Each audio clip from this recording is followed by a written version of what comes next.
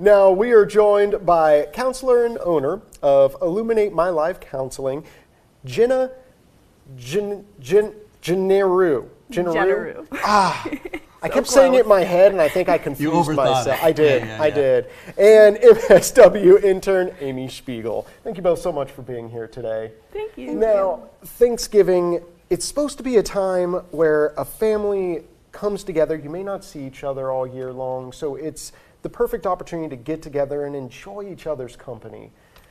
But unfortunately, over the past few years, it's become a time to almost air your grievances. Pick a fight? In pick fights, and it seems to almost have gone in the opposite direction. What can we do to solve this? I know, big loaded question. It's a $1 million question. Yeah. How can we what solve can it? we do to solve it? Yes. I mean, there's tips and tricks to make sure that you can stay calm on the holidays. But overall, family is stressful, and being alone is also stressful. Oh, yes, so it is. Do you hear that a lot from folks in terms of maybe clients that come in? What are the most common things that people are stressed about as we get into the holidays? I would say one of the biggest one is family drama. Like, who are they going to get along with this holiday? Or who are they going to have different views than this holiday? And then the other one is being alone. Oh.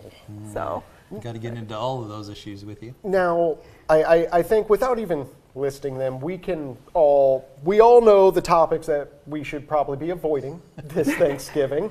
yes, and that's almost impossible. But yes. But I think the way to circumnavigate that is to set the proper expectations from the beginning, set boundaries. I know it's family, and that can sometimes be hard to do, but this could save so much grief and allow the family to actually enjoy their time together. How do we do that?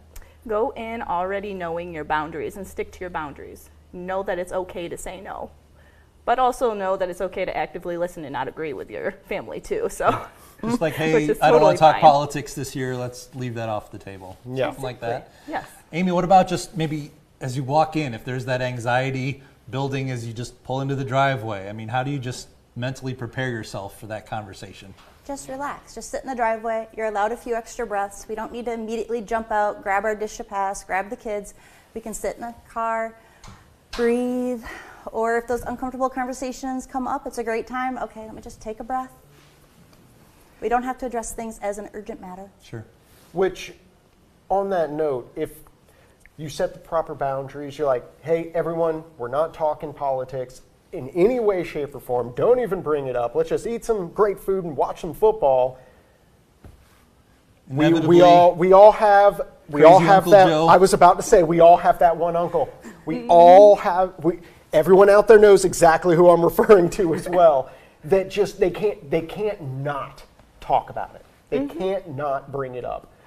So what do you do in those circumstances? Do you just like, I can't do this, get up and leave? Do you stay and try to de-escalate the situation to kind of save everyone else's Thanksgiving? What do you do? Okay.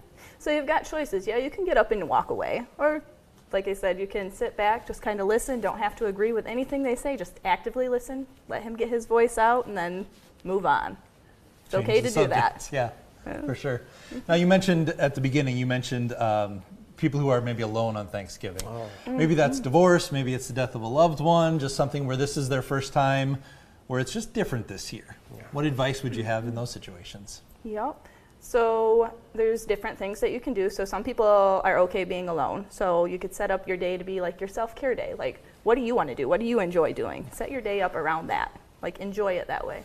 Or if you don't want to be alone, there are some restaurants that do still have Thanksgiving dinners and stuff like that. So you can go out and treat yourself. So just make it about you that day. Why not?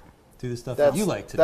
That's such a good point, particularly with people around my age traveling all over the country for work. Like, I'm nowhere near my family. All of my family's down in Florida. Nobody lives up here in Michigan. So it's finding that joy, finding time. This is for me personally, to FaceTime with almost every single member of my family throughout the day. I have a schedule listed out. I'm gonna FaceTime my mom, the FaceTime Randy, the FaceTime my grandpa.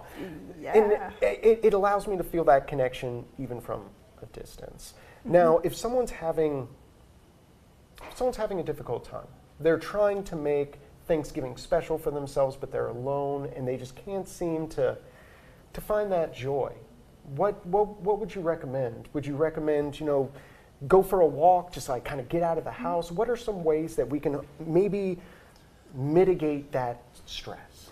Self-care. Make sure that you have a self-care plan before you even get to the holiday, because it is hard to think on the spot. Once you get in the moment, you're like, what do I do? Don't get into a depression. Don't get anxious. Just already have that plan set out. What can you do for self-care? What do you enjoy doing? That's a great idea. I love the idea of just doing the things you like to do. Make it about you for a day. Yeah, be thankful for these great things you enjoy. Yeah. That's Amy, wonderful. let me ask you too, along the lines of being quote unquote alone for the holiday, for single folks, maybe 20s, 30s, whatever age you are, and you just don't have a partner, you don't have a family to go to, maybe you've got to work Friday and you just don't have time to go anywhere. I mean, what are some tips you can offer for those single folks to maybe reach out to others and still find a way to enjoy? Getting involved with your community is a great time. There's a lot of turkey trots, and a turkey trot's great because you don't actually have to run. A lot of them also include dogs, so you get to pet other people's dogs, which can be kind of nice. You can volunteer at local soup kitchens that day because there's a lot offered in the community and they're always looking for help. And also, just grab yourself a pie, go knock on your neighbor's door. No one's going to turn you down if you have food in your hand. And just invite yourself. It's like you could be the break that they need from Uncle Joe. Yeah, exactly. And, a great point you just made, the volunteering aspect of it, because, hey, dog shelters still exist on Thanksgiving, and a lot of people would like to, take Thanksgiving break. So head to an animal rescue. Be surrounded by love and kisses all day long. And From the dogs. From the dogs. From the dogs. And if you need it, there is a turkey trot coming to Traverse City. There you go. So there's that too. I like the Friendsgiving idea. Just call up your other single friends and invite yourself. Just bring the green bean casserole, All the single friends. All right. Thanks. Jenna, how do we get involved, or how do we maybe learn more if you're taking on new clients, anything like that with Illuminate My Life? You can go to illuminatemylifecounseling.com, or you can call us at our main number and we can help you navigate through You're in that. Kingsley, but you have other locations around town? Yeah, we've got our Traverse City location, which is the most popular, so we've got most of our clinicians up there, and then we do have a Kingsley office too, so just reach out and we'll help you. So. Awesome. Perfect. Yeah. Navigating the tricky waters of life. Thank you both so much for Thanks for coming being in here. today. Thank We you. appreciate you.